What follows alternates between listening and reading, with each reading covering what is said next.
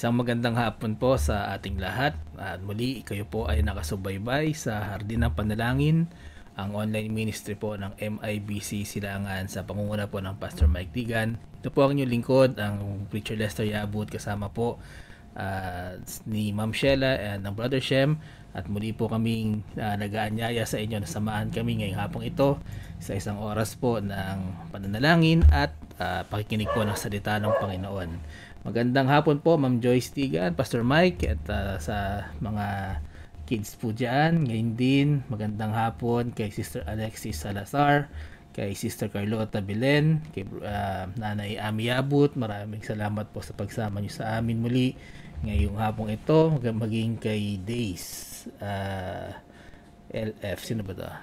Days Felipe. Okay, Sister Days Felipe, magandang hapon din po at salamat po sa pagsama nyo sa amin. Nanay Lourdes Mercalesha, good afternoon din po at maraming salamat po. Maging kay Sister Helen Ortiz Paras. Ayan po, tayo po ay magsimula na sa pamamagitan ng isang panalangin. Let us pray.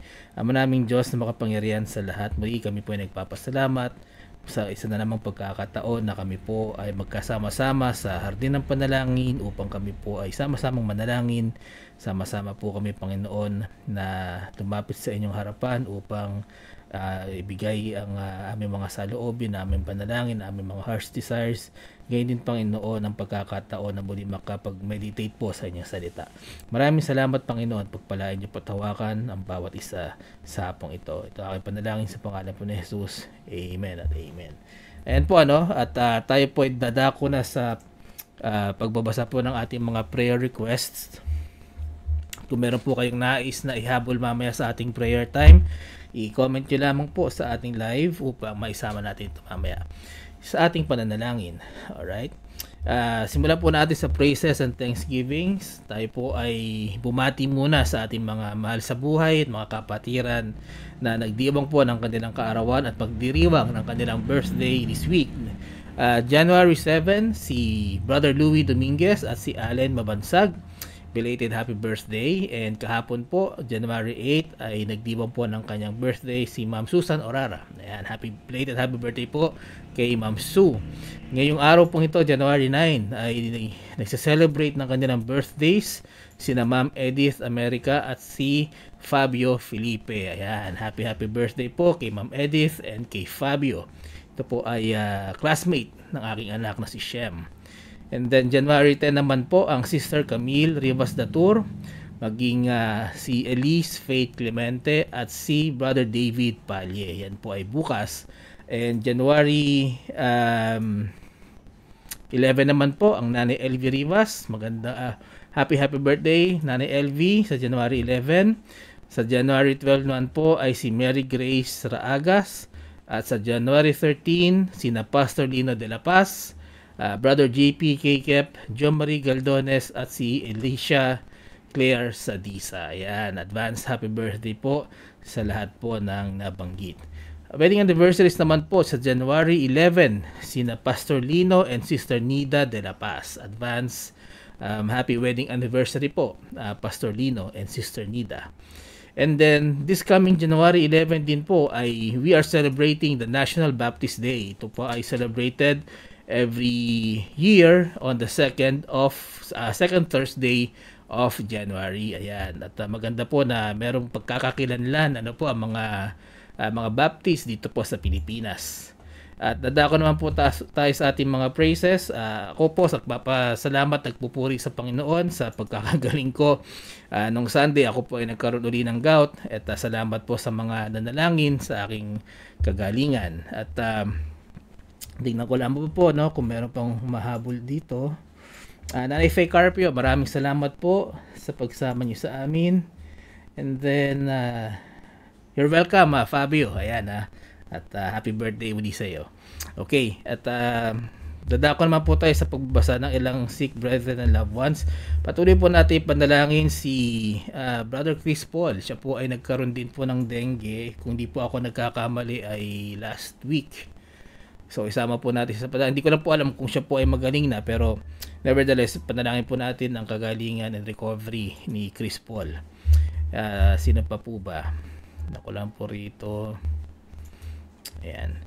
At basahin din po natin ano po ang if you remember last year bago po nagtapos ang taon, ang Preacher Gary po ay naghingi ng prayers po, parang year-end prayers for 2024 ng ilan sa ating mga kapatiran, and then basahin po natin ang ilan sa kanila at sama rin po natin ito sa pananalangin po natin mamaya. So from Kuya Ivan and Ate Mina, ang kanila pong panalangin ay ang health for the Chua family, and then also ang kanilang spiritual life, ang kanilang puso para sa Panginoon, at magkaroon po sila ng spiritually alive na sabi nga dito, not just good health but spiritually alive as well. Ayan. From Ma'am Baby Villamiel, include natin sa panalangin ang kanyang mga anak, si Brother BJ, Sister Mate, sa kanila pong spiritual life at good health. At maging kay sa spiritual life po ni Sister Sarah, sa kanyang apo po ni Ma'am Baby na si Momo, good health, grow in grace, and then in the knowledge of the Lord Jesus Christ, maging sa Yabut family, sa ating pong pagmiministeryo sa kalusugan po ng Ma'am Baby, maging sa kanya pong mga heart's desires. Ayan. From Ma'am Risa Lumangyaw naman po, ang kanya pong panalangin ay health for Pastor Ruel, Ma'am Risa, Cielo, and Riela. And from Pauline Abilion, continuous provision po for Hebron Dental Clinic and Laboratories. From Ma'am Madel Mabalot, ang kanya pong panalangin, ang safe pregnancy at financial needs po ni Sister Arabel Bautista Ocampo. At from Ma'am Merly Mabalot naman po ay panalangin natin ang anak ni Preacher John Domo, si Bibi Caitlin Joy, para sa dahil meron po siyang allergies and rashes, and also pray for the salvation of the lost loved ones. From Beth Chua naman po, let us pray for them, Nikki, Onin, Maxine, maging sa kanyang niece na si EJ for sa kanilang full recovery, at praises po na wala na po siya sa ICU. From May Halili naman po, praying for pregnancy po and healing para kay Bon. And then from Aida Ejok, pray for petition and travel mercy for Bob and I, sabi po dito. At sila po, kung hindi po nagkakamali, ay nasa Pilipinas hanggang February 5. Yan, patuloy natin panalangin ng kanilang safe travels. From Pastor Verhil and Melin Goden, kanilang pong panalangin, good health and protection, more souls to be saved, God's provision, and repair po ng kanilang service, yung kanilang tricycle. From Ma'am Jenny Rapista, we're asking for continuous prayer, sabi po rito, for the growth of the ministry sa Lawaan and more souls to win and establish po ng Bible studies sa lugar na iyan. And then provisions for the church construction and good health and travel, safe travel as always.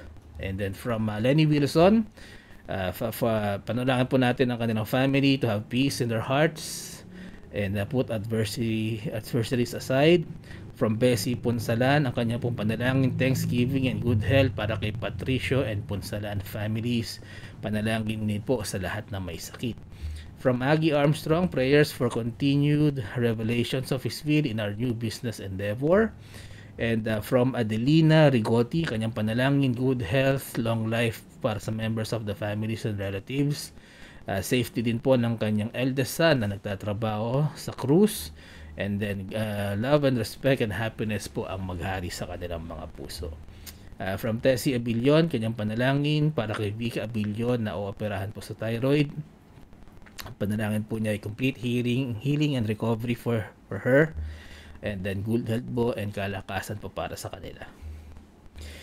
From Brother Lito Lamasares, ang kanyang panalangin ay patuloy na kagalingan sa kanyang uric acid at magandang kalusugan po sa kanyang pamilya. From Pastor Lito Paraiso naman po, ay ang kanyang panalangin po ay para sa MIBC Burgos year-long plans and programs. Panalangin po ng Pastor Neil K. Kaya po niya po kahilingan ay ang para sa magkapatid na si Isabel and Ian Alvarez, meron po silang liver illness, and prayer for the Lord's guidance and work in 2024. From Preacher Renato naman po, ang kanyang prayer request, ang spiritual growth po ng bawat pananampalataya. Ang sabi po rito, sana mag-level up pa. And then patuloy din tayong magamit ng Panginoon sa mga taong hindi pa po nakakilala sa ating Panginoong Jesucristo, especially po sa mga loved ones, at patuloy pong magamit ng Panginoon sa ministry effectively. From Pastor Mike Dica naman po, ang kanyang panalangin ay para sa newly baptized members and spiritual maturity. Ang finances po ng church sa MIBC Silangan, and ang theme po for the church for 2024 is maturity. From Preacher Nelson Trinidad naman po, spiritual, physical, and financial, ang kanya pong panalangin.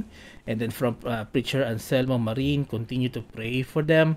Pa-bless po sila sa kanilang spirituality at workers mentoring din po. And then from Preacher Manny Nicolas, ang kanya pong prayers ay patuloy na paggabay po sa kanilang mga negosyo. At ang kahilingan naman po ng Pastor Cornelio Datur ay ang 2024 projects po ng kanilang church, ang kanilang kahilingan, brand new electric piano, ang second-hand church service vehicle for outreaches, at pagbabakod din po nila sa Tansa Outreach at ang Sangandaan Mission Outreach. Yan. Ito rin po ay magdiriwang ng kanilang first mission anniversary sa January 14, 2024. Ito rin po ay panalangin natin. Isama rin po natin sa panalangin ng baptism sa January 2024 ang pamilya po ng Pastor Nel Datur, ng MIBCK Brethren, and ang church growth and spiritual and numerical financial needs. Ako po, ang prayer request ko ay patuloy na makapaglingkod, magkaroon ng pribilehiyo sa paglilingkod sa pamagitan po ng mga interest po ng ministry sa atin, ang hardin ng panalangin, ang pagpapatuloy po nito, at ang patuloy po na kahabagan at biyaya ng Panginoon ngayong 2024. Yan po, at basahin ko lang po yung mga nandito sa ating comments. Ano po? Magandang hapon po, Brother Sam Digan, and Nanay Tuding Severino, magandang hapon din po. At sabi po rito, wala na daw pong fever and recovering na lang po si Brother Chris Paul sa dengue. Alright, patuloy natin siyang ipag-pray. At from Nanay Tuding naman po, patuloy natin ipanalangin ang kanyang kalakasan, kagalingan, and spiritual growth for all her loved ones, maging sa ubo po ni Raquel Alig. Ayan, sama po natin yan sa ating prayer time mamaya. Okay, and then let us also pray for Sister Lynn Hapitana sa pag-aayos po ng kanilang Meralco and Manila Water ng church. Alright. At from Ma'am Joyce, praises po, unexpected blessing. And then patuloy na ipanalangin po natin sa ang kanyang prayer request po ay meron pong cough. Yan, meron po silang cough, kaya ipadalangin po natin ang Ma'am Joyce. Okay. Alright, tingnan. Okay, ilan na to. Okay. Yan naman po, ano, at sa ating pagpapatuloy, panalangin po natin ang ating mga businesses. Ang Manukat Barbershop ni Dr. Lourdes Manukat, ang My Sugar Daddy's Baked Goodies ni Brother Deacon Jojo and Sister Pressy Krame, ang GFM US and GFM Philippines and GFM Sweets ng Preacher Gary and Mamdang, ang Music Kids Manila and Benser Music Studio, ang paglalako po ang businesses po ng Sister Carlota Belen, ang Jetnik Footwear, C Bites and Tea, ang boarding house and commercial establishment rentals po ng Sister Helen Paras, ang frozen goods and fried itik po ni Bing Rain Severino, ang NT Builders, C&E Furniture, ang Fier Marikina and DRE Cube Ice, Ride and Style, ang Shayin Clothing, ang Glass and Aluminum Supplies po ng Brother Robert Soriano sa Pampanga, ang Hebron Dental Laboratory sa Marikina and Hebron Dental Clinic sa Taiwan, ang Mila and Bell Australia Boutique Store, ang Castillo Building Rental sa Asuncion, Davao del Norte, ang Alcel Grocery Store sa Tagum, Davao del Norte, Sunshine's Online Thrift Shop, Preacher Jello and Sister Arabella Bautista's Frozen Food Business, Camille Hernandez AC Jewelure, tama ba to? Jewelure, tama ko tama. Ano ba to? Centalgia and Bear and Company. Hindi ko alam kung tama yung pagkakabanggit ko. And then sama rin po natin sa prayers ang NAB Wellness Center and Medical Clinic ni Doc Nico Salonga. Ayan. Ayan po. At okay. And then from Brother Sam, panalangin po natin ang graduation requirements and ano ba to? Considerations from Professor. Ayan. Sige po, panalangin po natin ang mga prayer request. Isama po natin yan sa ating prayer time mamaya.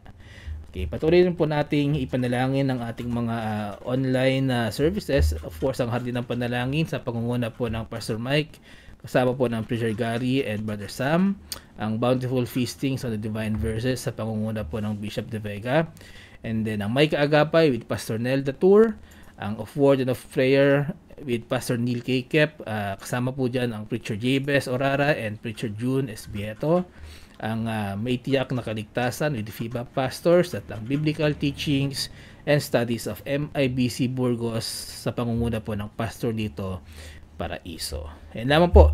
At patuloy po kayong magbigay ng inyong mga prayer request at mamaya po isasama natin yan sa ating pananalangin. At bago po tayo magpatuloy, magandang hapon po muna kay Nanay LV Rivas at advance happy birthday po Nanay LV.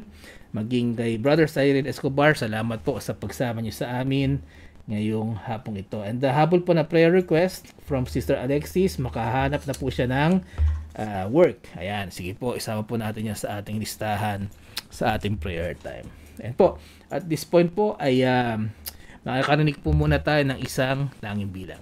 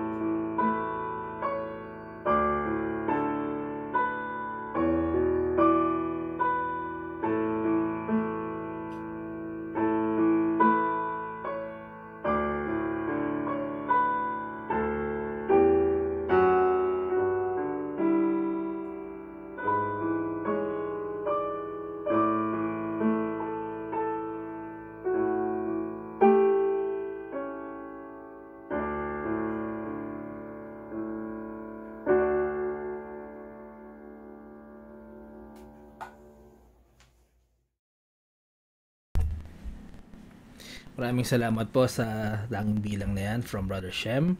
At kung lolobin po ng Panginoon, ano po, ay mag-gather ko po yung mga instrumentalist naman natin sa church para makapag-record po sila ng kanilang mga special numbers na po para sa Hardin ng Panalangin. Magandang hapon po at salamat po sa pagsama sa amin, Nanay Dory Santos, kay Tita Remila pala, sorry naman. Tita Remila Diaz Alegre, magandang hapon po. Kay Bing Rain Severina, magandang hapon din po. Kasama rin po natin ang Pastor Nelda Tour, magandang hapon po Pastor. Sila Arnie Adrias, magandang hapon sa iyo. Maging kay Papa Olive Maximo, magandang hapon po. At kay Susan Jose, Tita Susan Jose, magandang hapon po. At salamat po sa pagsama sa amin. Dadako na po tayo sa short devotion natin this afternoon. If you have your Bibles with you, please turn them to our main text for today. Ito po ay makikita natin sa New Testament sa 1 Peter chapter 3 verse 12 to 15. Yan, paumanhin po sa ating aso na at meron pong nag-doorbell sa amin. Sandali lamang po, babalik po ako. Ayan, meron po. Ayan. So, tignan po lang natin kung sino iyon, ano. At paumanhin niyo po kami sa ayan. Ayan, sa ating pagpapatuloy. Baka may dumating na order. Ayan. Ang ating pong main text ay kukunin pa rin natin sa 1 Peter chapter 3. Ayan. Ayan. 1 Peter chapter 3, ang verse po natin ay from 12 to 15. 1 Peter chapter 3 verse 12 to 15. Ang sabi po ng banal na kasulatan ay ganito: For the eyes of the Lord are over the righteous, and his ears are open unto their prayers. But the face of the Lord is against them that do evil. And who is he that will harm you, if ye be followers of that which is good? But if ye suffer for righteousness' sake, happy are ye, and be not afraid of their terror, neither be troubled. Verse 15, But sanctify the Lord God in your hearts, and be ready always to give an answer to every man that asketh you a reason of hope that is in you with meekness and fear. Yan po ang ating main text. At tayo po ay hihingi muna ng gabay sa ating Panginoon para po sa ating devotion this afternoon. Let us pray. Ama naming banal na makapangyarihan sa lahat, maraming salamat po sa inyong salita na aming binasa, na aming pong pag-aaralan ngayong hapong ito. Nawa ang dalangin ko, Panginoon, ay patuloy niyong gabay sa bawat isa, patuloy niyo kami bigyan ng puso na nakikinig at handang makinig at handang gawin, Panginoon, anuman ang wisdom na i-impart niyo sa amin ngayong hapong ito po ay maayos sa buhay namin. Panginoon, ako po ang inyong lingkod ay patuloy niyong itago sa inyong likuran upang ang mensahe na marinig po nila hindi po manggaling sa akin, kundi manggaling po sa inyo. At patuloy niyo kong itago, Panginoon, ang aking kahinaan, at ang makita po nila ay ang inyong kaluwalhatian. Maraming salamat, Panginoon. Ito ang panalangin sa pangalan po ni Jesus. Amen at amen. Ayan. Tayo po ay ang title po ng ating devotion this afternoon is Encouragement to the Righteous. At ito po ay hinati ko sa dalawang bahagi. Ano po? So, part 1 po muna natin ngayon, yung sa 1 Peter 3, 12 to 15. Ang ating po pag-aaralan muna ay yung first 2 verses. Ano po? Or yung first verse lang, yung verse 12. At next week po, kung loloobin ng Panginoon, ay itutuloy po natin yung part 2. Pero for this afternoon, the title is Encouragement to the Righteous. So, lahat naman po tayo siguro nakaranas ng disencouragement, ano? Or at one point in our lives, nagkaroon tayo ng parang frustrations, o kaya nawawalan tayo ng sigla, nawawalan tayo ng gana. Because maybe, ang naging buhay natin sa araw-araw na lang, paulit-ulit na lang, minsan nagyayari to sa mga estudyante natin, o kahit naman sa atin as adults, diba? Kapag ang buhay natin naging routine, na wala namang bago nangyayari, o kaya, minsan ang trigger naman ng frustrations natin, ang trigger ng ating discouragement o kaya bakit tayo nalulungkot, halimbawa, so hindi natin nakuha yung inaasam nating promotion, for example, o hindi natin ang business natin ay hindi na lumalago, o kaya sa mga teenagers naman po natin, minsan ang source po ng kanilang frustration ay yung kanilang pagiging heartbroken, ano. Some examples lang po kung bakit tayo nagkakaroon ng discouragement and frustrations. And bilang mga tao, napakadali nating ma-discourage. Ano po, madali lang.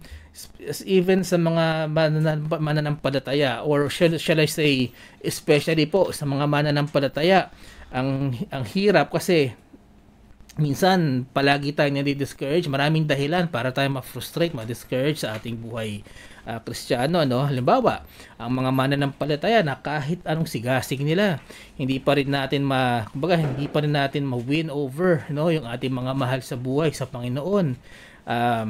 May mga bago nating mga mananampalataya na minsan, siyempre, ano pa yan, sa bilang bago mananampalataya, excited pa yan, fired up pa yan, pero let us not forget na bilang bagong mga Kristiyano, most of the time ay they are still living in sin. And kapag si pastor ay ang topic ng Sunday ay ang kanilang mga kasalanan, minsan nagkakaroon ng discouragement yan, na parang bakit ako ang pinapatamaan, where in fact wala namang pinapatamaan si pastor. Ang Panginoon ang nangungusap sa iyo kapag kaganyan, no? Kailangan maintindihan nila, pero syempre bilang bagong Kristiyano, nagiging source of frustration yan or discouragement din yan. O kaya naman yung mga mananampalataya, no, na in charge sa mga ministries, o minsan yung mga ministries natin, o kaya wala namang progress, o kaya halimbawa hindi natin nakikita yung growth ng mga either ng ministries natin per se, o yung mga tumutulong sa atin, or mga members po na active sa ministry natin, minsan hindi natin nakakita ng growth. So yung mga naka-assign doon, minsan nagkakaroon din ng frustration and discouragement, no? So bukod dito, simplihan na lang natin, minsan ang source ng frustration and discouragement ng mga Christians ay sa mga kapwa rin nating Kristiyano, no? Yung minsan may mga nakikita tayo na hindi natin masyadong naintindihan, o may naririnig tayo na hindi natin nagugustuhan. Masakit kasi nito minsan sa kapwa natin mananampalataya nakikita or naririnig. So, 'di ba? Huwag nating sabihin na ako ay matagal nang mananampalataya. 'Di ba? 20 years na akong Kristiyano. Hindi na ako tinatabla ng mga ganyan. Mali po 'yan. Even the men and women in the Bible that were greatly used by God ay nagkaroon din ng frustration. Sila yung direct na nakakausap sa ating Panginoong Diyos noong Old Testament. Even sa mga nakasama, no, ng ating Panginoon sa Kristo nung siya ay nabubuhay pa rito, they all experience frustration and discouragement. Tayo pa kaya, no, na mga relatively bago mananampalataya pa lang. Kaya nga sa Biblia, no, you can find in the Bible a lot of words of encouragement, katulad po ng binasa natin sa ating main text. Sabi nga doon, di ba? Sa verse 12 sabi, God has eyes over the righteous. So sa mga matuwid, nandun ang mata ng Panginoon, nakikita ng Panginoon ang matutuwid. Ang sabi rin dito, God hears the prayers of the righteous. So kapag ka ang isang matuwid na mananampalataya ay nanalangin sa Panginoon, we are 100% assured that God listens to our prayers. So these are the good news. If you are a Christian, pero ang sinasabi rito, meron siyang condition. The condition is that you are righteous. Na ikaw ay nailigtas, na nampalataya ka sa ating Panginoon sa Kristo, no? At ikaw ay naligtas sa pamamagitan ng kanyang dugo, na you decided to change your lifestyle and follow Christ unto good works, who strives every day to please the Lord. Yan po ang tinatawag na parang paano ba tayo maging righteous, di ba? Siyempre, ang unang-unang maging righteous dapat tayo ay ang ating kaluluwa. Spiritual righteousness. Yan po muna ang dapat natin asakasuhin, at makukuha po natin yan sa pamamagitan ng pananampalataya natin sa ating Panginoon sa Kristo, sa ating kaligtasan. Now, pagkatapos natin maligtas, ngayon naman, ang buhay naman natin ang kailangan nating maituwid. Okay? So, ang kailangan, di ba, ang sinasabi sa atin, pagkatapos tayo maligtas, tsaka ka gumawa ng mabuti. Yan ang utos sa atin. Makikita po natin yan sa Proverbs 2, 6 to 7. Ito po ang at mababasa natin, no? Proverbs 2 Ayan. And verse 6 to 7, sabi dito, "For the Lord giveth wisdom, out of his mouth cometh knowledge and understanding. He laid up sound wisdom for the righteous. He is a buckler to them that walk uprightly." Sabi dito, kung ikaw ay matuwid, ang Diyos mismo ang iyong magiging kalasag o tagapagtanggol. Those who truly know the Lord, no, will find these words comforting and encouraging. Ikaw na nakakilala sa Panginoon, kapag ikaw ay nagkakaroon ng problema, itong mga salitang ito should find, you should find encouragement sa mga salitang ito sa Biblia. Bakit? Kasi God Himself will fight your battles for you. Yan po ang sinasabi dito kung ikaw ay matuwid. So, how do we become righteous? Diba? It all starts by seeking God. Paano ba, kung sabi, Brother Lester, paano ba ako magiging matuwid sa Panginoon? Kaya, so, na nabanggit ko kanina, maging matuwid muna tayo sa ating spiritual, sa ating buhay spiritual. Ano? Yung ating kaluluwa muna, gawin natin matuwid sa pamamagitan ng pananampalataya. And then, it will follow. Because, once na nagkaroon ka ng, di ba, pagka nagkaroon ka na ng kaligtasan, hindi naman automatic yon na magkaroon ka agad ng knowledge about God eh. Di sana lahat nung naligtas, lahat nung nabaptize, alam na lahat kung anong gusto ng Panginoon, di ba? Pero kung ikaw ay tunay na ligtas, magkakaroon ka ng desire, no? Sa iyong puso na makilala pa. Sino ba tong si Jesucristo na nagligtas sa akin? Sino ba ang Panginoong Diyos na sinasabi ng Biblia? Tama ba ang mga, kumbaga parang ang pagkakilala ko sa Kanya base sa tradisyon, base sa mga nasabi sa akin, base sa napag-aralan ko nung ako'y bata pa, pero ngayon ako'y ligtas na, you will yearn to know God, kumbaga parang who is the God in the Bible, no? So, being saved, kasi sabi nga dito, pagka kayo nagkaroon ng kaligtasan, will give you a new man. Yung spiritual man mo is magiging, kumbaga parang magkakaroon ka nito, no? And this spiritual man, this new man will yearn for you to know God. Ito ang magtutulak sa iyo, ito ang magdadrive sa iyo para mas makilala mo pa kung sino ang ating Panginoon. Pero bago niya magawa ito, you should allow first for the new man to lead you. Choose the new man to lead you every day. Lagi natin sinasabi rito. Basahin po natin sa Ephesians 4. Ano po? Yan. Ephesians 4, 21 to 24. Sabi po rito, verse 21, "If so be that ye have heard him, and have been taught by him, as the truth is in Jesus, that ye put off concerning the former conversation the old man, which is corrupt according to the deceitful lusts, and be renewed in the spirit of your mind, and that ye put on the new man, which after God is created in righteousness and true holiness." Ito po sinasabi rito na kung tayo po ay nagkaroon na ng kaligtasan, if you have accepted Jesus as your Lord and Savior, and you have trusted Him, for your salvation, you are instructed, dito sa binasa natin, ang sabi po rito sa Ephesians, ang instruction sa atin, i-put away mo na yung old man mo, yung bago ka nagkaroon ng kaligtasan, kung anong ginagawa mo, sa kasalanan, i-put away mo na yan. Sabi nga dito, it is corrupt, no? And then be renewed. Ikaw ay magbago na, at yung new man, no, na nasa sa iyo, yun na yung isabuhay, no? Sabi kasi dito, be renewed with the new you, which is after God. Ang bagong ikaw should be someone na you seek God, and God is that God created in righteousness and true holiness. So yun po ang new man. New man is more of the spiritual. Magkakaroon ka ng desire to seek God and to be righteous and holy like God. The old man is your old self na ikaw ay nag-enjoy pa sa kasalanan. Now, this is the reason why when we focus on the spiritual things, nagkakaroon ka ng desire, ng sincere desire, no, for the milk of the word. Ang sinasabi po natin, milk of the word, ay yung salita ng Panginoon. Pero ito po yung basic. Ang sinasabi nga po natin, mag-start tayo sa basic. Wala namang problema ron. Pero habang tumatagal, if you're going to have much spiritual growth, dapat we also partake sa meat na sinasabi, na meat of the word. Now, pag na-realize natin, pagbasa tayo ng scriptures, we get to know God. Meron nga po ako napanood kanina lang, no? How to interpret the Bible, sabi niya. Meron siyang tinasabi na stop na ano yung acronym po 'yon? Stop na process. So, ang una ay nakalimutan ko. Pero, ang sinasabi po niyan, yung pag-analyze natin sa salita ng Panginoon, nakalimutan ko yung S, pero yung T, sinasabi po niya dito, STOP kasi yon, no? Una, tignan po na natin, ano yung sino muna, di ba, ang kausap. Ano yung situation pala, yon, situation yung S.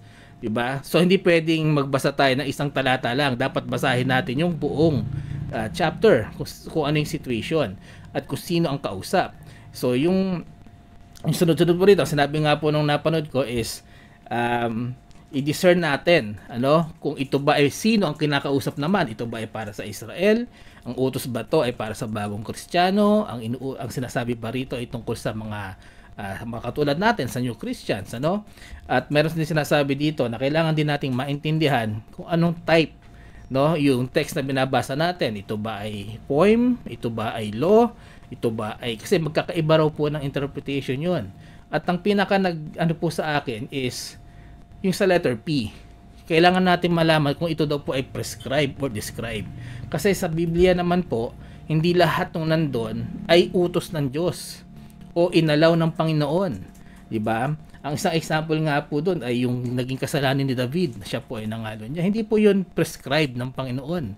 Yun po ay described na nangyari sa buhay ni David, pero hindi po ibig sabihin noon na okay lang po 'yun sa Panginoon. So ganoon din po, when we read the Bible, and when we try to understand the Bible, we get to know the Lord. We get now pag na-realize natin kung na-realize natin na ang Panginoon natin ay holy, na ang Panginoon natin ay full of grace, na ang Panginoon natin ay full of mercy, full of goodness, na ang kanyang ma-realize natin ang kanyang glory, ang kanyang justice, ang kanyang pagmamahal. Pag na-realize po natin how powerful God is at kung gaano tayo kawalang kwenta sa kanyang harapan, that, my friend, is the fear of the Lord. Makita natin na merong Diyos na kung hindi dahil sa kanyang pagmamahal, ay pwede namang wala na tayo dito sa mundo. And that is the beginning of us, fearing the Lord. And sabi sa Proverbs 9:10, when you fear the Lord, sabi po dito, the fear of the Lord is the beginning of wisdom. And the knowledge of the holy is understanding. So when we fear the Lord, we should be afraid to sin against the Lord. Yun yung kung paano tayo magiging matuwid, di ba? Yun ang tanong natin kanina, how do we become righteous? The first step, spiritual righteousness, know the Lord, and when you know the Lord, we become, we become someone who fears the Lord, because who we know kung sino siya. Alam natin ang kanyang kapangyarihan, alam natin kung gaano tayo kaliit sa kanyang harapan. And then when we fear the Lord, we should be afraid na magkasala sa kanya. And that is how we become righteous, We do not want to sin against the Lord. Ayaw natin magkasala against the Lord. Kasi, and para malaman natin kung ano yung mga bagay na hindi gusto ng Panginoon, na ayaw niyang ginagawa ng kanyang likha, and then we should read the scripture, the word of God, to get wisdom and understanding. Once we have this wisdom, meron na tayong knowledge, meron na tayong understanding through the word of God, then alam na natin, ayaw pala ng Panginoon na ako ay magnakaw. Ayaw pala ng Panginoon na ako ay magkaroon ng ibang asawa. Ayaw pala ng Panginoon na ako ay nagsisinungaling, di ba? Ayaw pala ng Panginoon na meron akong Diyos-Diyosan. So even when you have this knowledge and wisdom, you understand what the Lord wants you to do, and then that is the standard of the Lord, and then that is what you follow, and then you become righteous in the eyes of God. Yun po ang sinasabi na paraan kung paano tayo magiging righteous. So minsan sasabihin ng mga tao, bakit kailangan kong katakutan ang Panginoon? Dapat ko bang katakutan ng Panginoon? Di ba sabi ng Biblia, mahal tayo ng Panginoon. Bakit ko kakatakutan ng isang Diyos na mahal naman ako? Gawin po nating simple lang ito. Alam ko, mahal ako ng tatay ko, pero takot ako sa tatay ko. Pwede po mangyari yun. Bakit? Kasi alam ko ang tatay ko nung pinapalaki niya ako, alam ko gusto niya mayroon akong integridad. Ang gusto ng tatay ko, maging mabuti akong tao. Ang gusto ng tatay ko, maging responsable akong tao. At pag dumarating ako sa mga panahon na may ginagawa akong hindi maganda, o may ginagawa akong mga bagay na ayaw niya na ginagawa ko, ako po ay napaparusahan. Ang parusa ko nga po nung araw ay isang makapal na sinturon, no? At ako po ay napapalo talaga. So, this is the situation, no? Tatay ko, mahal ako ng tatay ko, alam kong mahal ako ng tatay ko, pero may takot ako sa kanya. Ang takot ko ay gumawa ng mali sa kanya na, gumawa ng mali kasi alam ko paparusahan niya ako. Now, alam ko rin naman na kaya niya ako pinaparusahan kasi mahal niya ako, no? And if what I do, 'di ba, pleases my Father here on earth, magkakaroon kami ng good relationship.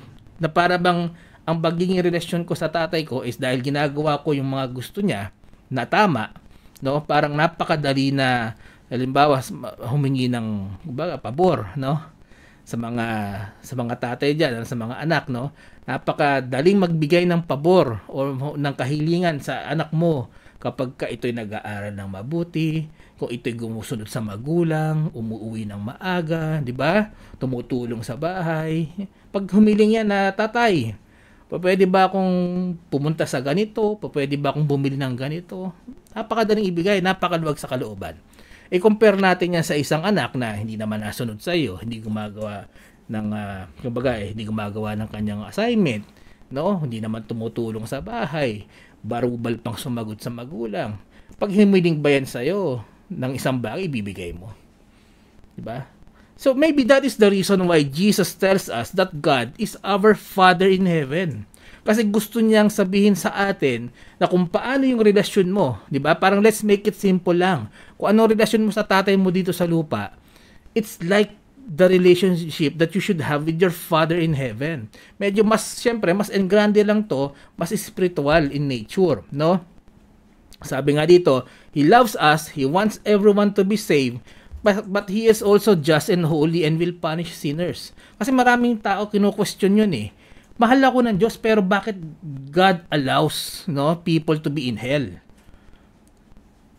Pwede nating sabihin na, oo, mahal tayo ng Diyos, that is the truth. Pero hindi yun yung whole counsel of God eh.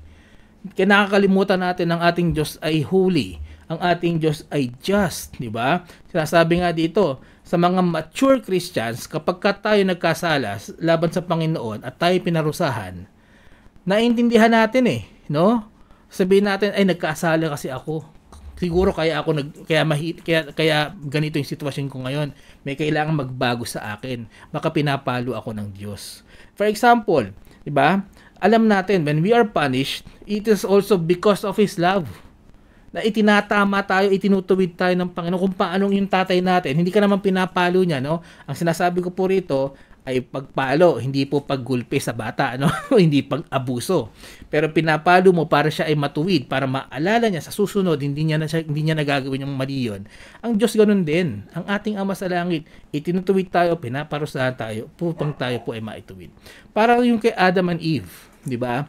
Pwede namang sabihin na, okay, nagkasala sila. Pwede namang hindi na sila papuntahin, hindi na sila paalisin sa Garden of Eden. Pwede namang hindi na sila mamatay, di ba?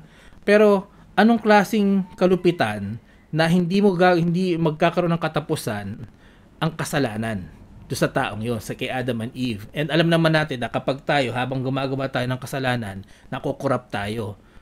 Sabi nga sa banal na kasulatan, di ba? Sin is pleasurable for a season. Sandali lang yan. Pero sisingilin ka niyan. Imagine if God did not allow us to die at habang buhay tayo nagkakasala, anong klaseng corruption ang meron sa katawan natin ngayon? And the punishment is still because He loves us. That is how great our God is, no? So remember, if we walk in the ways of the Lord, di ba? His eyes are upon us and He hears our prayers. Biro mo ang Diyos mismo na makapangyarihan sa lahat ang nakakakita sa iyo at nakakadinig sa iyo. So, balikan lang natin yung verse 12 kasi meron tayong iniwan kanina. Sabi dito, God's face is also against them that do evil. Kung sa righteous, ikaw ay pinakikinggan ng Panginoon, nakatingin sa iyo ang Panginoon, pero ang Diyos galit sa gumagawa ng masama. So kung tayo mananampalataya, we are saved by grace, di ba? And allow the old you to rule over you. Di ba? Sabi, merong old man, new man, pero gusto mo pa rin doon sa old man, di ba? At patuloy ka na nag-enjoy sa paggawa ng kasalanan, pero I'm sorry, sabi dito, the Bible says that God's face is against you. Siguro kaya walang answered prayer. Siguro kaya merong mga paghihirap sa buhay, di ba? Baka mayroong sakit na nararanasan, baka ito ay paraan ng Panginoon para ituwid ka sa iyong pagkakamali. And maybe that is also the reason kung bakit walang maturity and growth sa ating spiritual life. Kapag tayo ay hindi naman lumalakad sa righteousness ng Panginoon.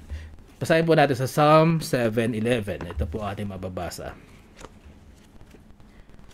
Sabi po rito sa Psalm 7:11, God judgeth the righteous, and God is angry with the wicked every day. Araw-araw po, no? Ba? Tayo, kung ikaw ay mananampalataya na lumalakad sa kanyang kaluwalhatian, di ba? Nakikita ng Panginoon yan. Pero kung ikaw ay lumalakad sa kamalian, sa kasalanan, nagagalit po ang Panginoon. Yan. God is angry with the wicked every day. So, bakit? Ito yung mga taong walang takot sa Diyos eh. Diba? Alam nilang may Diyos, nakakilala sila sa Panginoon, pero patuloy silang lumalabag sa kagustuhan ng Panginoon. Hindi nila alam kung sino talaga ang Panginoon at anong kayang gawin ng Panginoon. 'Di ba? Para sa ating mga katulad natin na tao lamang, no? So, wala silang takot sa Panginoon, kaya okay lang gumawa ng kasalanan. So, sabi ko nga kanina, if you have the fear of the Lord, dapat medyo nagdadalawang isip ka kung ikaw ay gagawa ng kasalanan, 'di ba? Pero for those na ang tingin sa Panginoon ay kumbaga isinasantabi lang nila yung Panginoon sa buhay na ito, na okay lang yan, patatawarin naman ako ng Panginoon eh. Diba? God is love, diba? Love lang tayo, no? Alam naman ng Diyos na mahina ako, diba? Pero wala ka man lang ginagawa. Para alam naman natin hindi tayo perfect. Kahit gusto natin minsan na lumakad sa righteousness, dahil tao nga lang tayo, natetempa rin tayong gawa ng kasalanan. Pero if you deliberately, no, wala ka man lang effort na iwasan yung kasalanan na yun, sabihin mo, okay lang yan, patatawarin ako. Mga kapatid, pasensya na po, diba? Pero masusurpresa kayo. Sa binasa pa lang po natin, God is angry with the wicked every day. Sinabi ba dyan na God loves the wicked every day? Hindi. The God is angry with the wicked every day. Sabi nga sa Hebrews, nabasa ko lang kanina, no? It is a fearful thing, no, to fall into the hands of the living God. Nasa Hebrews po yan. Pero because ito kasi nakakatakot eh, no?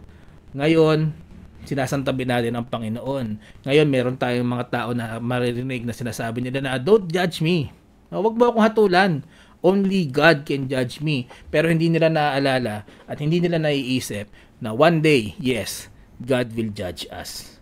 Diba? Judgment will come for all of us. So basahin po natin yan. Makikita po natin yan sa Romans 14. Ayan po. Romans 14:10 to 12. Sabi po dito,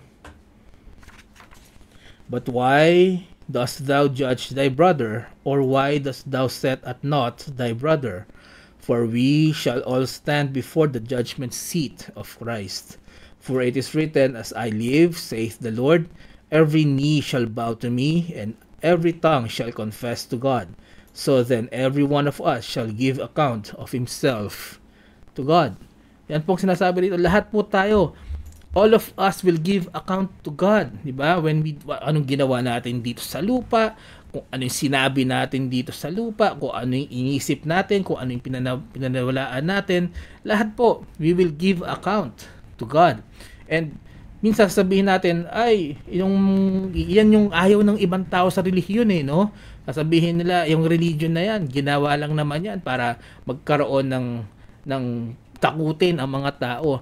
The problem with that, mga kapatid, is if it is the truth, diba? Regardless kung ito ay nakakatakot or hindi, kung if it is the truth, it is the truth. kahit anong isipin mo tungkol dito, kung yan ang katotohanan, hindi po ito magbabago. At ang katotohanan po na sinasabi ng Biblia na tayo ay nagkasalang lahat, we all deserve hell, at nakakalungkot at nakakatakot, tama, na pag tayo namatay, tayo mapupunta sa impyerno. Kahit sabihin ba, nananakot lang yan. Pero kung yun ang katotohanan, hindi po mababali yun. Yun pa rin ang mangyayari. Di po ba? Kaya nga, ang katotohanan din na mayroong kaligtasan sa pamamagitan lamang ng ating Panginoon Kristo, those are absolute truths na ating pinananampalatayaan.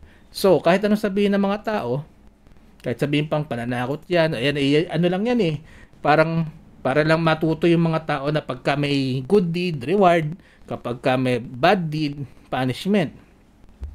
Para makontrol ng mga tao, yan ang sinasabi ng iba. Pero, totoo naman yun. Sa Bible kasi, talaga namang sinasabi na ang Diyos nagpaparusa ng makasalanan, at kung ikaw ay ligtas, no, lahat ng mabuti mong gagawin dito, ikaw naman din naman ay bibigyan ng reward. Pero sabihin na natin, yes, it's true. Pero tanggalin muna natin ang Panginoon sa picture. Let's be practical muna, di ba? Anong mali doon? Anong mali doon sa kaisipan ng idea of punishment and reward, di ba? Would you rather na mamuhay ka sa isang society na walang order, walang law, walang batas, at lahat pwedeng gawin ng kahit ano? O would you rather live sa isang society na merong peace and order, no, merong growth, merong morals, alam ng iba kung ano yung dapat nilang gawin, ano yung, 'di ba? Ano yung limitasyon nila, at alam ng mga tao na dapat nilang mahalin ang bawat isa. Hindi ba ito yung kung paano mo i-raise ang mga anak mo? 'Di ba ganito rin pag may anak ka? 'Di ba? O pag mabuti ang ginawa mo, bibigyan kita ng reward. Pag masama ang ginawa mo, may punishment. This is how we are raised. Kahit tayo, sa mga magulang natin. Diba? And look, sa mga tao, mga bata that was raised with punishment and reward, we turned out fine. Diba? Hindi tayo naging pabigat sa society. Ika nga, bakit? May pakialam tayo Nahihiya tayo pag mali yung ginawa natin. At alam naman natin, pag tama yung ginawa natin, di ba, dahil nasanay nga tayo na pagka tama yung ginagawa natin, may reward. So that is instilled in our hearts and in our minds. Bakit? Mali ba yun? I don't see anything wrong with that, no? But pagka hindi ka na bata, wala ka ng magulang, kumbaga parang ang magulang mo matanda na or wala ka ng magulang. So sino ngayon? 'Di ba? Sino ngayon ang magsasabi sa iyo? Kanino ka ngayon matatakot na kapag gumawa ka ng kasalanan? O wala na kasi 'di ba sa pulis na lang, no? O kaya wala na matanda ka na wala ka na magulang Well, dapat kasi kung dito ka ni-raise ka sa values na to, 'di ba? Dapat na inherit mo 'yung hanggang pagtanda mo, ikaw naman ang magtuturo ngayon. Pero ultimately, alam niyo po ba, tulad ng binasa natin, tayo matatanda that we are accountable, no? Gumawa na tayo ng kasalanan, hindi na ang magulang natin ang papalo sa atin, ang Diyos na. Gumawa tayo ng mabuti, meron din naman tayong reward sa langit, sabi ng Panginoon. So, bilang matanda, accountability mo, hindi na sa magulang mo. Mas malala na ngayon or mas matindi ngayon dahil ang accountability mo, tulad ng binanggit natin, sa Panginoong Diyos na. Pero kung hindi ka maniniwala sa Diyos, kung wala kang takot sa Diyos, anong buhay meron ka? Wala. No? So, it is God and no one else. Because from God comes righteousness. And this is the standard for which we are measured in. Sa Bible, sabi dito, one day we will be judged by God. No? At ito, I believe, ito ang basis and foundations ng society natin, ng mga batas natin sa society. It still comes from God. Dapat may pinagmulan Hindi pwedeng naisip mo lang. May pinagmulan ito. Ito ay pinagmula sa ating Panginoon. And the Christians who fear the Lord will change His ways. May takot ka sa Panginoon, for sure magbabago ka. The more spiritual, diba? Mas magiging spiritual ka. Mas susunod ka sa inuutos ng Panginoon. At as much as possible, we will want to walk our lives sa spiritual righteousness ng Panginoon and do good deeds.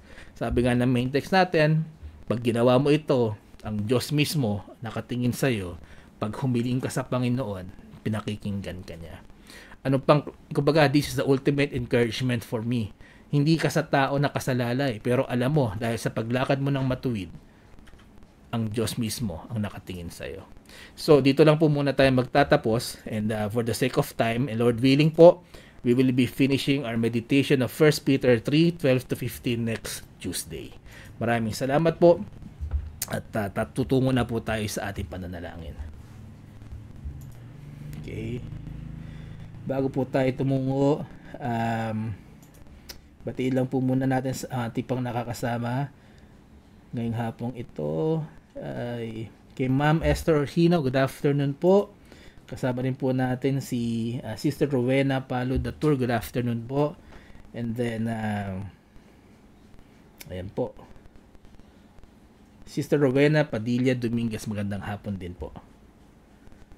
Kasama rin po natin si Elena Ontuca Evilla, magandang hapon po. At ayan naman po. At sige po, kami po ay inyong samahan sa ating prayer time.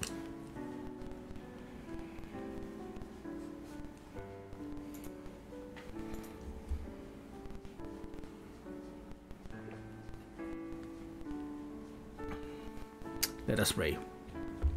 Ama naming banal na nasa langit, maraming salamat Panginoon sa inyong salita na basa at na pangilay-ngilayan namin ngayong hapong ito. Tunay nga po Panginoon na kayo ang aming Ama sa langit, na kayo po ang nagpo-provide sa amin. Mahal niyo po kami at araw-araw Panginoon bago ang inyong mercy sa amin Panginoon. Maraming salamat po sa pagmamahal niyo sa amin, O Lord. Bagamat kami po ay hindi karapat-dapat, bagamat kami po ay nagkakasala pa rin, nagpapasalamat pa kami Panginoon sa inyong awa at sa inyong biyaya sa amin araw-araw.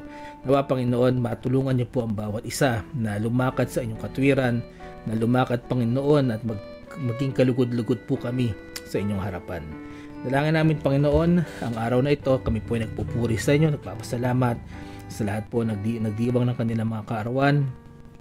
Ngayong linggong ito, bigyan niyo po sila ng mahabang buhay, bigyan niyo sila Panginoon ng kagalakan at patuloy niyo silang gabayan Panginoon.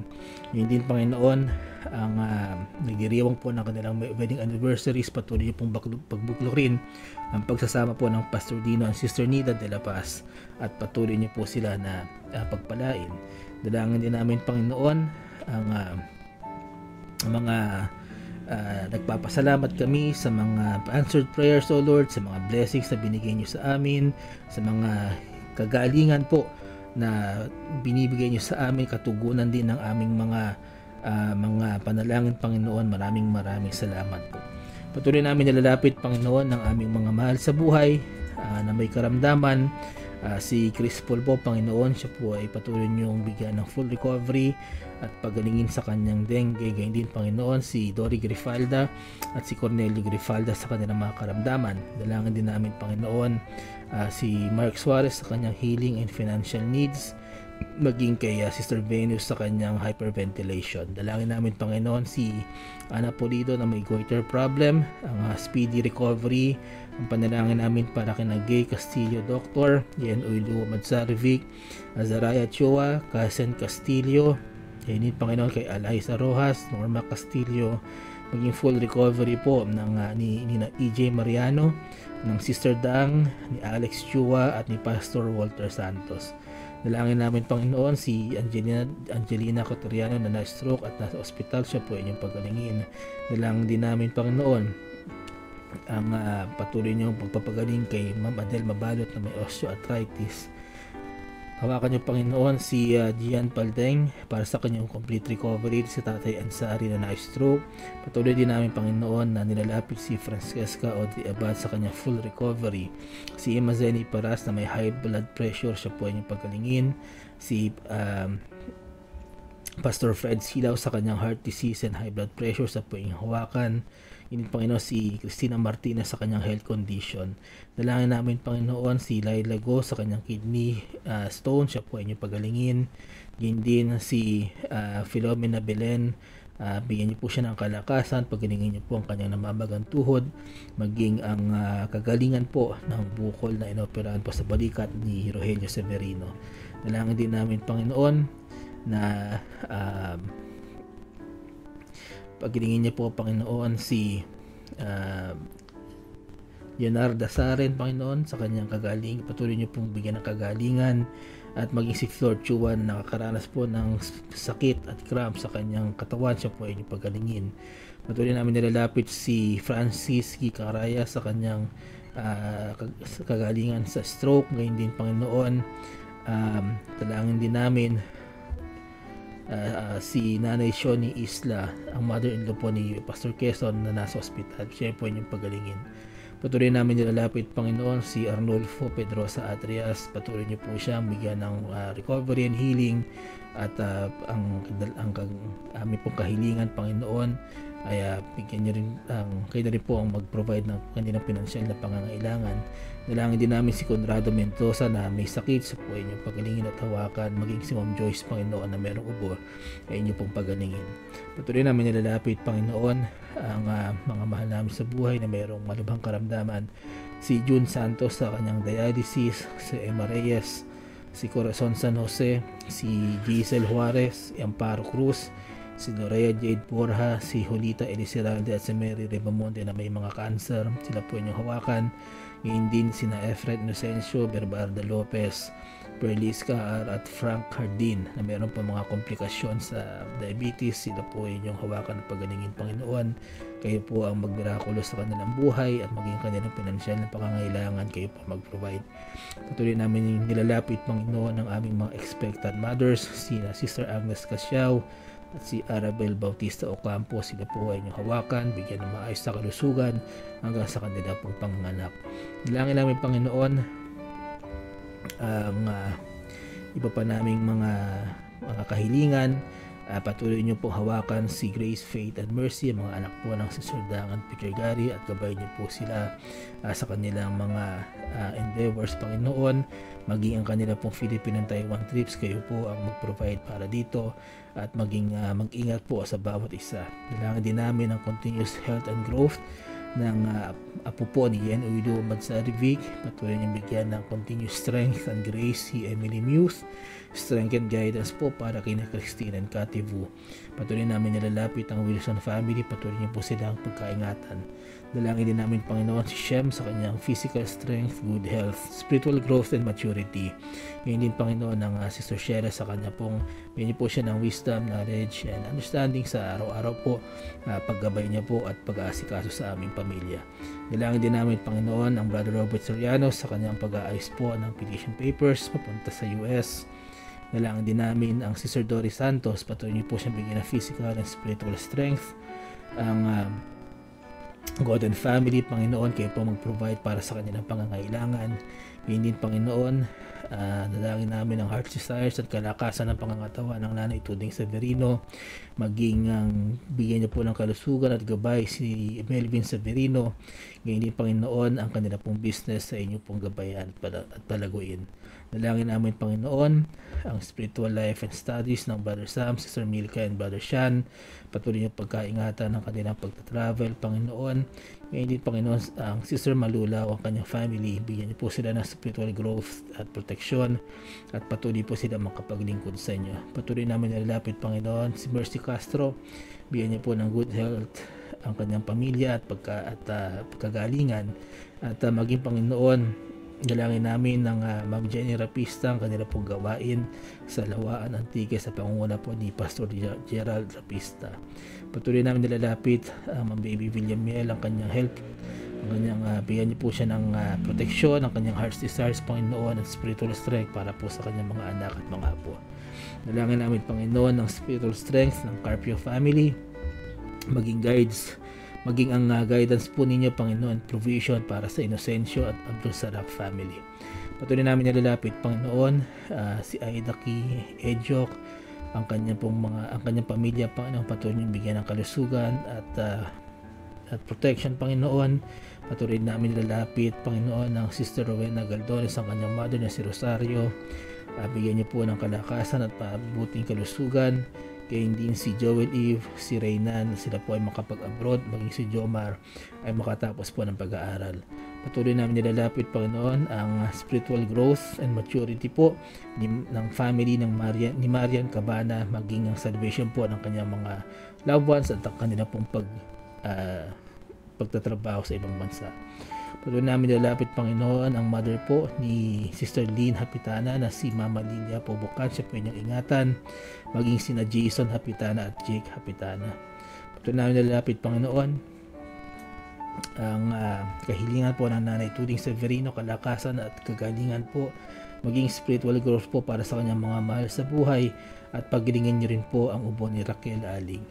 Dalangin namin, Panginoon, ang Blessed Hope Christian Academy, patuloy niyo pong pagpalain, gabayan ang administrator, ang principal, maging ang staff and teachers and students, Panginoon. Dalangin din namin, Panginoon, ang spiritual lives po ng MIBC Silangan members, ang maging ang church finances, kayo po ang mag-provide para dito. Dalangin din namin, Panginoon, na makahanap na po ng pagkakakitaan si Sister Alexis Salazar.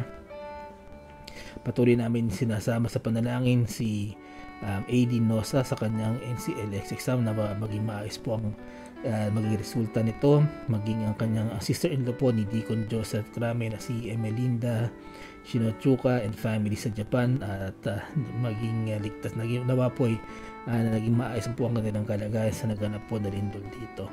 Patuloy namin nilalapit, Panginoon, ang Brother Wilson sa kanyang spiritual growth. Patuloy po siya magamit sa inyong gawain, at patuloy na, Panginoon, na bigyan nyo ng kapayapaan ng pamilyang ito, Panginoon, at pagiging ang kanilang mga business endeavors inyo pong palugain. Patuloy silang ingatan, bigyan po ng wisdom, knowledge and understanding sa kanila pong mga gawain. Nalapit namin, Panginoon, ang pag-aasikaso po na sa Meralco at Manila Water ng Church ni Sister Lynn Hapitana. Bigyan niyo po siya ng kalakasan at mag-provide din po kayo ng pinansyal sa napangangailangan para po sa ginagawa pong ito. Ngayon din, Panginoon, nilalapit ko ang Brother Sam Deacon sa kanyang nalalapit na graduation. Maayos po niya ang graduation requirements, Panginoon, at considerations po from his professors. Patuloy namin nilalapit, Panginoon, ang mga kahilingan po na nabanggit po kanina para sa taong 2024. Nawa, Panginoon, patuloy niyong dinggin ng inyong mga anak sa kanilang mga kahilingan, sa kanilang mga heart desires, Panginoon, maging sa mga projects po na sisimulan para sa po inyong gawain. Patuloy niyo po rin bigyan, Panginoon, ng provisions, at kayo rin po mag-provide ng capacity, Panginoon, maging sa pangangailangan po ng inyong mga manggagawa. Dalangin din namin, Panginoon, ng mga businesses na nabanggit kanina, palaguin niyo po ito, bigyan niyo po ng karunungan ng mga mamahala po rito at magamit po ito, Panginoon, para makapag-provide po sa inyong mga anak. Dalangin din namin, Panginoon, ng mga nabanggit na online services na patuloy, Panginoon, na magamit ang bawat isang ito upang makaabot po kami sa malalayong lugar at patuloy pong may pangaralan yung salita. Dalangin ko, Panginoon, lahat po ng nanonood ngayon, ang kanilang personal prayer request, ang kanilang mga heart's desires, at patuloy, Panginoon, na makatulong ang ministry ito sa spiritual growth ng bawat isa. Maraming salamat, Panginoon. Ito ang aking panalangin sa pangalan po ni Jesus. Amen at Amen. Amen. Ayan. At muli, maraming salamat po sa sumama po sa amin hanggang sa matapos po ang ating pananalangin. Dadako na po tayo sa ating pagbati ng ating mga nakasama ngayong hapong ito. At kami po ay nagpapasalamat. Ayan, of course, sa Digan family, Pastor Mike Digan, Ma'am Joyce, Brother Sam, Sister Milka and Brother Shan. Salamat po, Sister Alexis Salazar, sa pagsama niyo sa amin. Nanay Amihan Yabut, maraming salamat po. Ganyan din kay Sister Carlota Belen, Sister Days Felipe, maraming salamat po. Muli happy birthday po kay Fabio.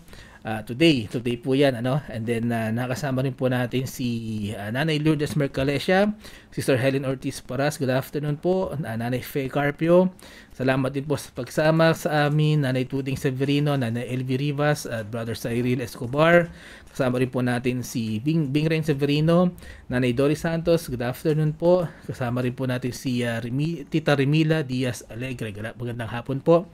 At Pastor Nelda Tour, good afternoon po. Praying po for the projects pa rin po ng MIBCK. At kasama rin po natin si Ma'am Rowena Palo da Tour, good afternoon din po.